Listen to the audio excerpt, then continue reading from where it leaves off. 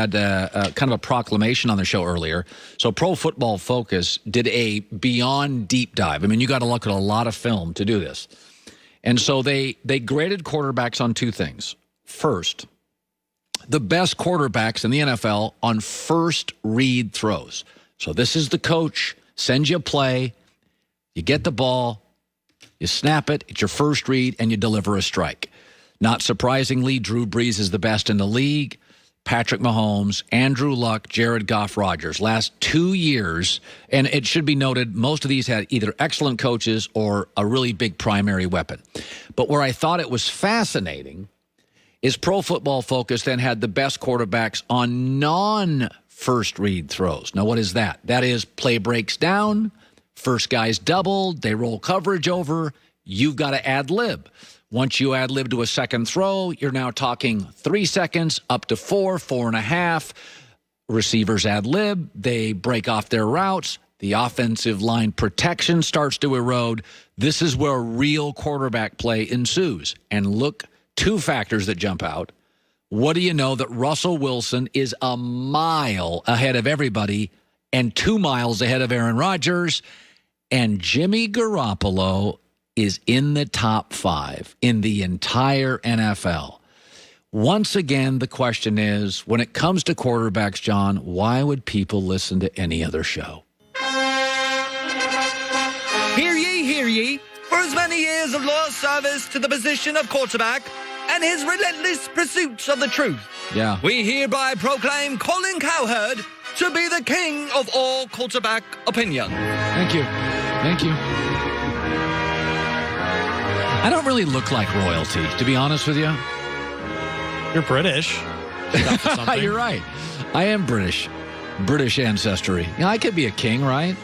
See, every time I look, I've been to Buckingham Palace before, right? Outside, right? Go to England a few times. I go there every time. I'm a tourist. Can you imagine? I wouldn't want to be royalty. You can't go ever and get chicken wings and knock down a draft beer. What a miserable life. Diaper, and they're like, no, Dad, I'm not wearing a diaper on the flight. Yeah. You know?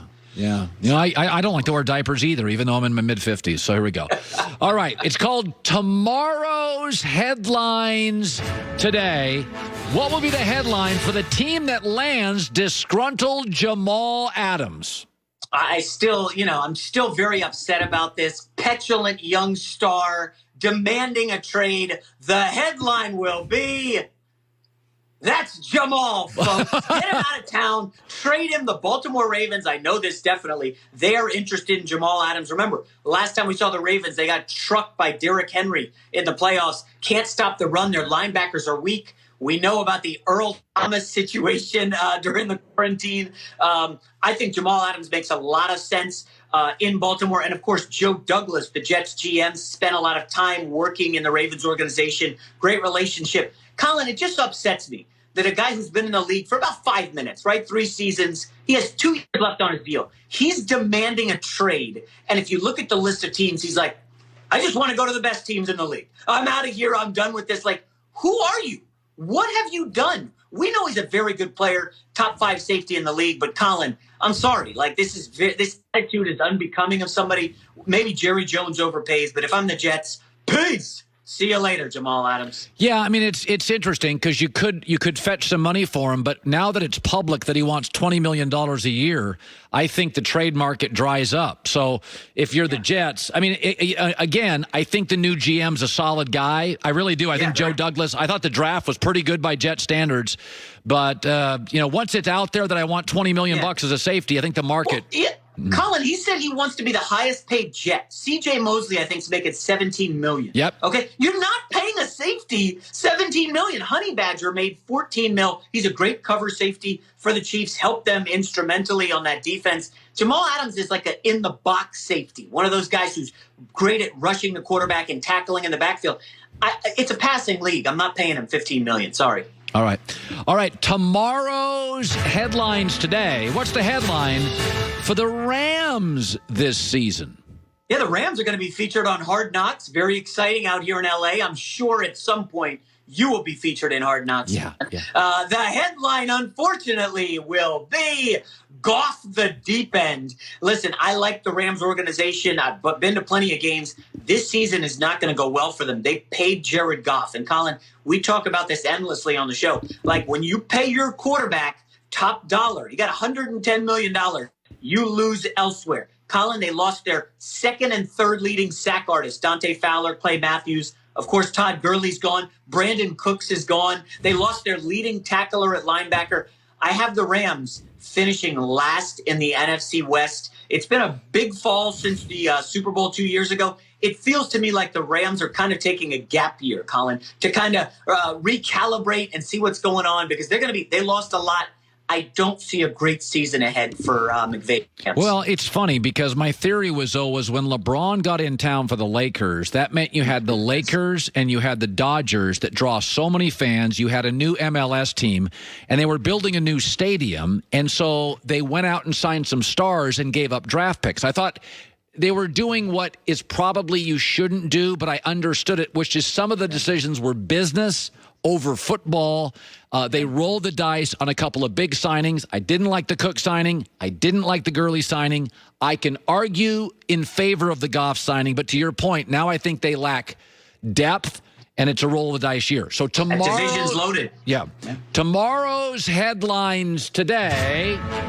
Headline for the Chargers this season. Now, they're also going to be featured on Hard Knocks, and a lot of Kaepernick talk. We'll get to that momentarily. I'm bullish on the Chargers, Colin. The headline will be bolting to the playoffs. Yes, in the loaded AFC West. I've been hearing you cheerlead for the Denver Broncos.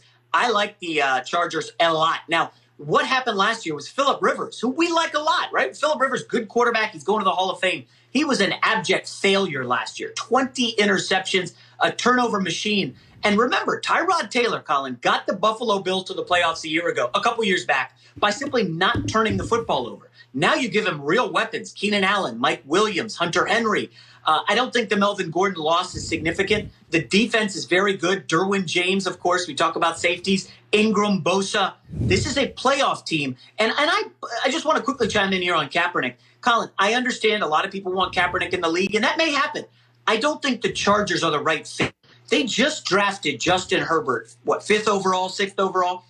And what are you going to do if you don't carry 3 quarterbacks? Are you going to make your rookie Justin Herbert inactive every week because you got Kaepernick backing up Tyrod Taylor? I don't know that that's a great fit for Kaepernick, but I do like this Chargers team a lot this year.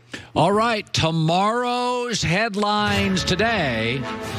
What will be the headline for the coach that wins Coach of the Year? I'm interested here. Yes. Well, I don't love this team a lot this year, but I like the potential and the coach, and I'm hedging my bets. The headline for Coach of the Year will be, I want to be like Mike McCarthy. How about Mike McCarthy, Colin? This guy knows offense. He's been coaching quarterbacks, offensive coordinator, head coach for 20 years now.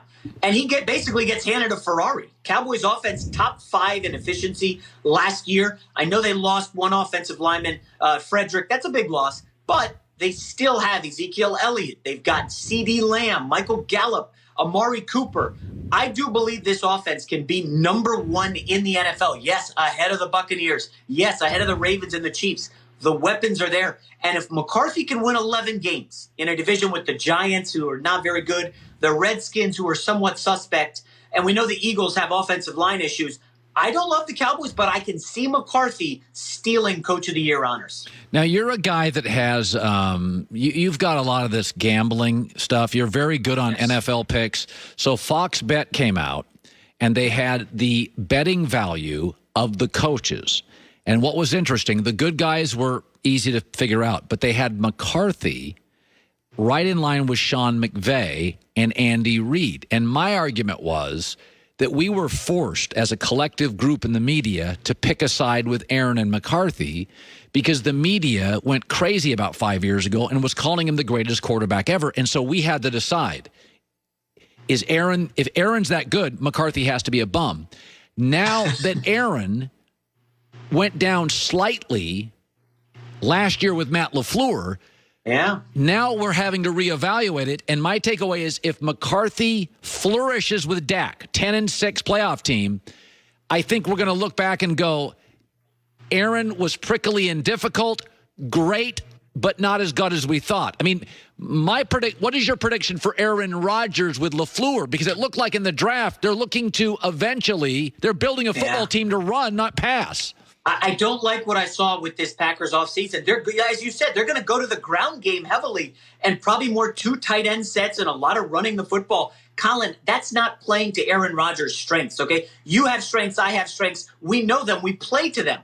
The Packers are doing the opposite. They're going away from Rodgers' strengths and going to the ground game. I don't think it makes sense. Meanwhile, I think we could see Dak, again, playing for a big contract. If he doesn't get paid here this summer, franchise tag, and then maybe they go overboard and make him the highest paid quarterback. But I love the potential from McCarthy to win Coach of the Year. A lot of value. I mean, in line with Sean McVay.